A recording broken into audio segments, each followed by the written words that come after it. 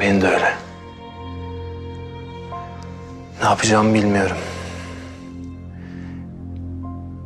Mantıklı düşününce Nazlı hayal görmüş olmalı diyorum.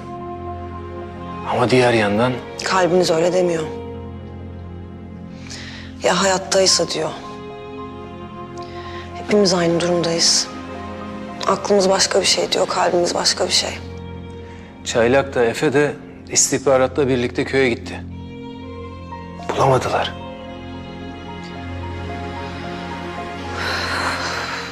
Ya saklıyorlarsa? Yani bizim geleceğimizi düşünüp başka bir yere götürmüş olabilirler. Bu alçaklardan her şey beklenir. Nazlı haklı olabilir. Pes etmesek, devam etsek. Erdem abayım, biz ne zaman pes ettik ki? Yani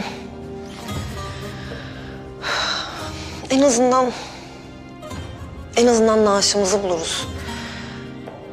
Ya bu şekilde hiçbir zaman huzur bulamayacağız. Bu hep içimizi kemirecek. En azından naaşımızı bulalım.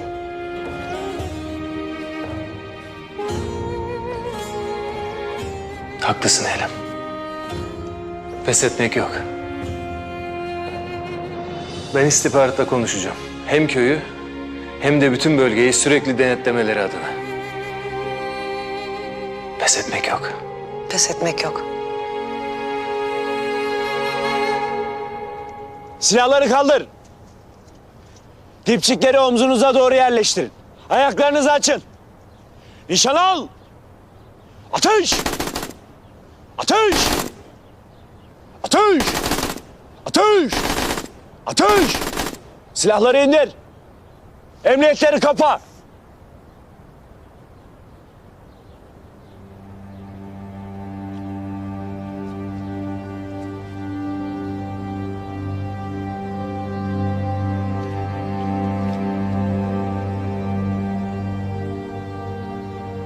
Bu kadar yeter. Teçhizatlarını toplasınlar, birazdan çıkıyorsunuz. Çok erken değil midir Hakan?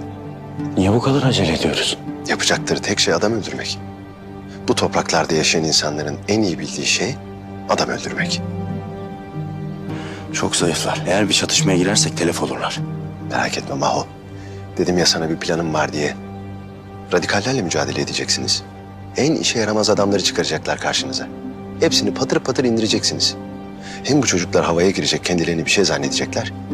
Hem de uluslararası arenada biz konuşuluyor olacağız. Nasıl olacak o? Bütün dünyaya radikallerle savaşan bir ordu olarak görüneceğiz. Herkes bize kahraman gözüyle bakacak. Sonrası çorap söküğü gibi zaten. Bayraksa bayrak, devletse devlet. Bol bol görüntü toplayın. Uluslararası basına dağıtılacak. Tamamdır, merak etme. İşte size bahsettiğim gün bugün. Birazdan çıkacaksınız. Buraya zaferle dönmenizi bekliyorum.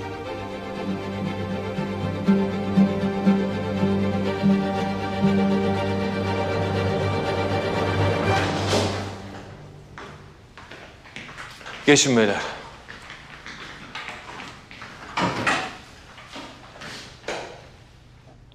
Önce ateşle ilgili konuşmak istiyorum. Durumları biliyorsunuz. Arama çalışmalarından bir sonuç alamadık. İçiniz içinizi yiyor. Her gün kahroluyorsunuz. Biliyorum. Hiçbirimiz Ateş'in şehit olduğuna inanmak istemiyoruz. Asla komutanım. Vurun kendinizi dağlara deseniz, aylar yıllar sürecek deseniz yine gider her taşın altına bakarız.